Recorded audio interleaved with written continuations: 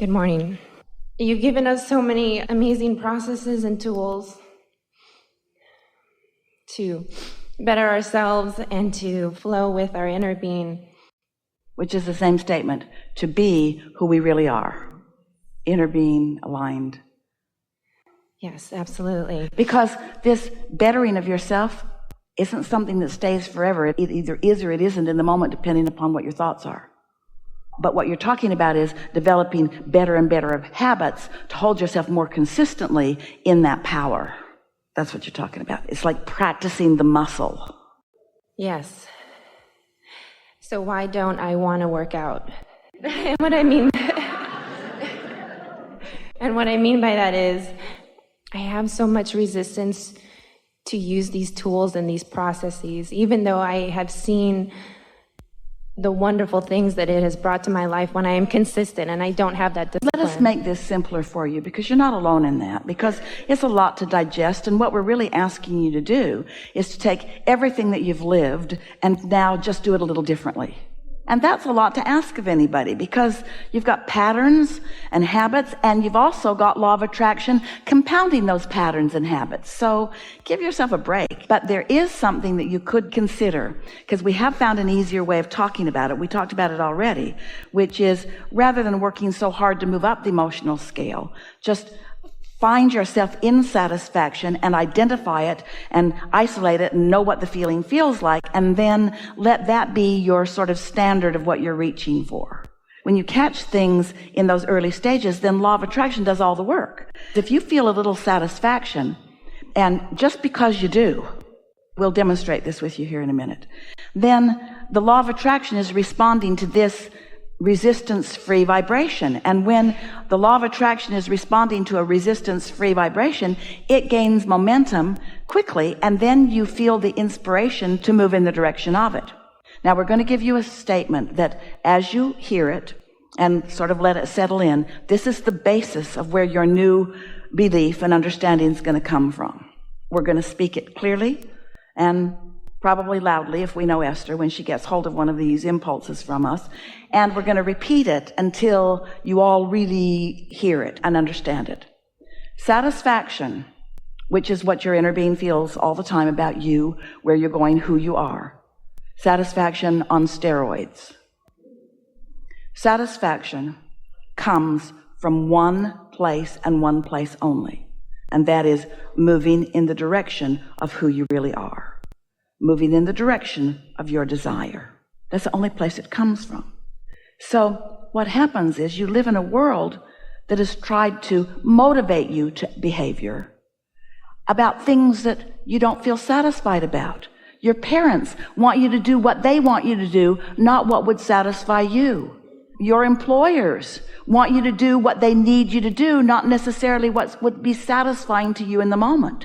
And so you're having a rebellion inside of yourself, because most of you are sort of tired of pushing against your own flow. Does that make sense to you? Think about the difference in the way you feel on a morning that you're waking up to go on vacation or to go fishing or to go do something really fun, and the way you feel when you're waking up to go to work. And it's because the vacation is calling you. And when you point in the direction of that, there's no resistance. And so you're so clever, you're so fun, you're really on point, you remember what you need to bring, you think of clever things, you're working with others, the universe cooperates with you. But it sometimes doesn't feel that way when you're doing something that you really don't want to do. So here's our message to you. Never do anything you don't want to do. Because first of all, you're setting a bad example for the rest of the world. You're teaching people that they can control you by whining and complaining and demanding things of you. Demonstrate to yourself that you are someone who wants to be inspired, not motivated. So you got to stop trying to motivate yourself. You don't like it when people try to boss you around. When somebody tells you that you need to do something, you don't want to do it. People who know you know that you're stubborn that way.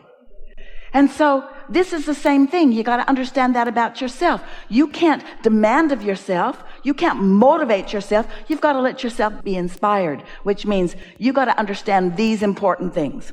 You've got to understand that it's not just you with you, that you have an inner being you that is really this powerful, dominant, strongest part of you.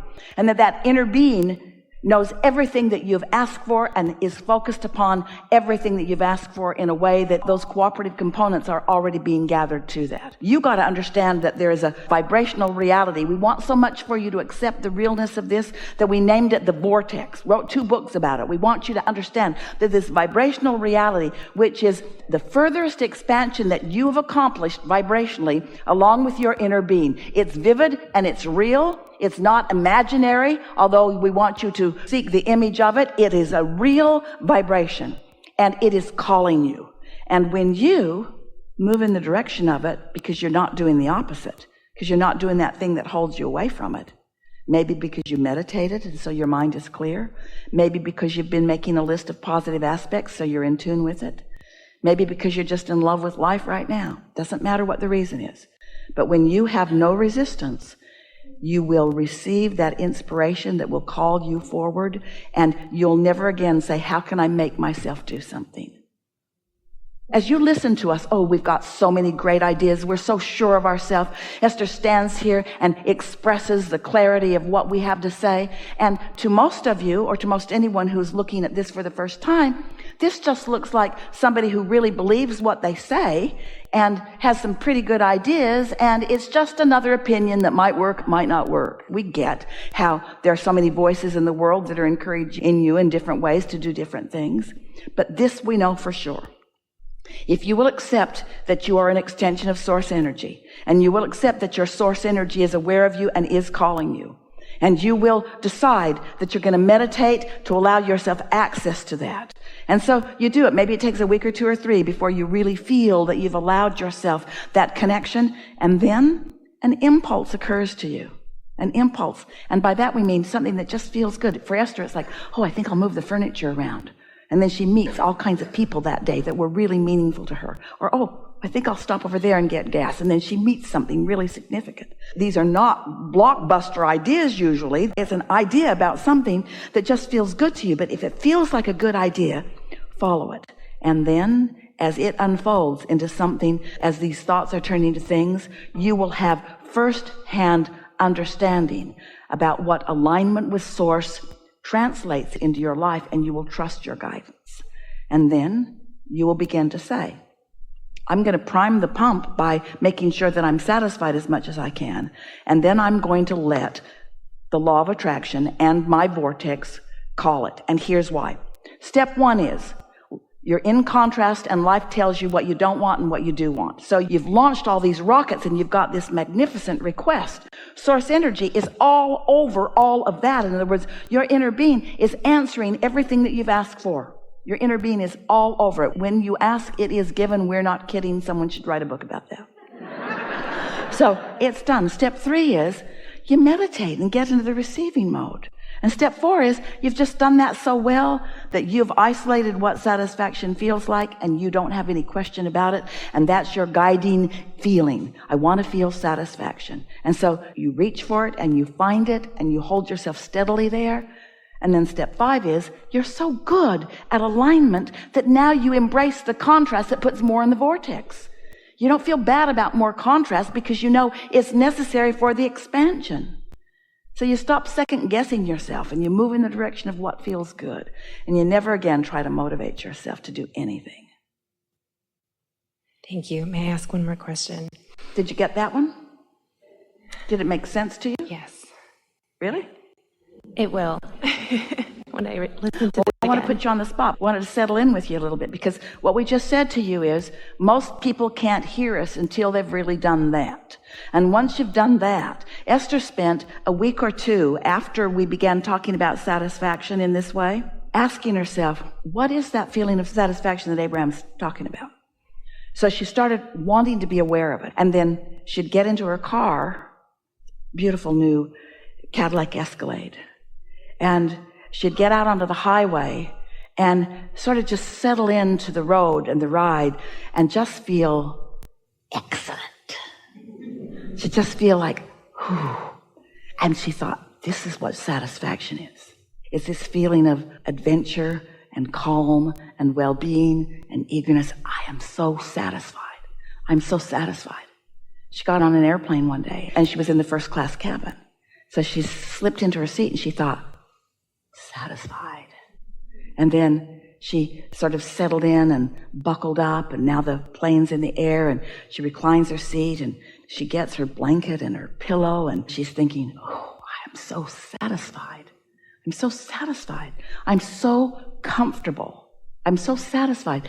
This is just satisfying. And then a flight attendant came to her just as she was putting her sunglasses on and getting ready to snuggle in for a long winter's nap. And he handed her a bottle of water, and he said, I heated this for you in the microwave. I thought it might make you more comfortable. And Esther thought, wow. Well, first she thought, do I look old and feeble? And then she thought, oh, no, this is because I'm so satisfied that the universe is looking for other cooperative components to help me feel even more satisfaction. She'd be in a restaurant, slip into the booth, friends across the table, she'd look at their faces, she'd feel such love for each one of them, and she would think to herself, this is so satisfying. So satisfying. The fragrances in the air and the leather that I'm sitting on and the friends that I've gathered with and the entire atmosphere of my life. It is so satisfying. And there are plenty of times to do that, but until you start doing it, identifying it, isolating it, milking it, finding the vibrational frequency of it, now you know what you're tuning to. You see what we're getting at? So then, you're satisfied, satisfied, satisfied, satisfied, satisfied. And when something's off, you feel that it's off and you don't let it get off until you establish such a substantial, chronic pattern of connection to source, to the path of least resistance, that then only cooperative components to who you really are and what you really want can come to you. And then other people look at you and they say, it's not fair. Good stuff comes to you, and mostly only good stuff comes to you, and the rest of us are out here, and you know why. It's not some crapshoot. It's not some law of averages. It's not some game of chance or luck. It's not some karmic game where you're being cursed or somebody's doing a voodoo on you. You're in complete control. And what is the control? Right here. Satisfied or not satisfied. Before I push my car down the hill, I come to my senses and I find my alignment. And when that's what you do, next time we see you, you'll say, hi, Abraham, I don't do anything I don't want to do, but there's so many things I want to do. Having such a good time. All right, now we'll hear you. That was good, by the way.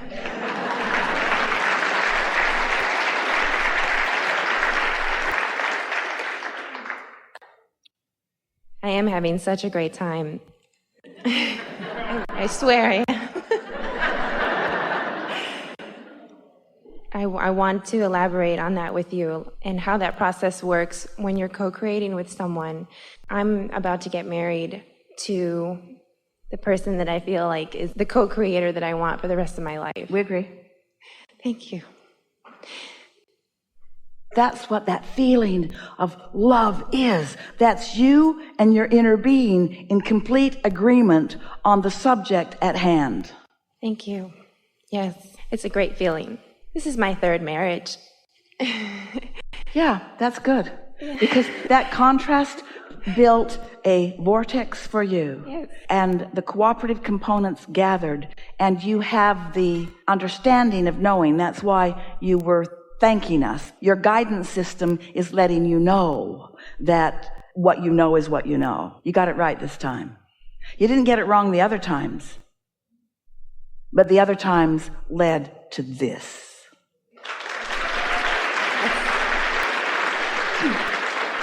So don't spend any time dissecting that. Okay, I think that's it. Yeah, I think you just answered everything. Yeah, you know what just happened? You can feel that where you were going was not under the influence of this. And now that you're under the influence of that, all of that is irrelevant. Exactly.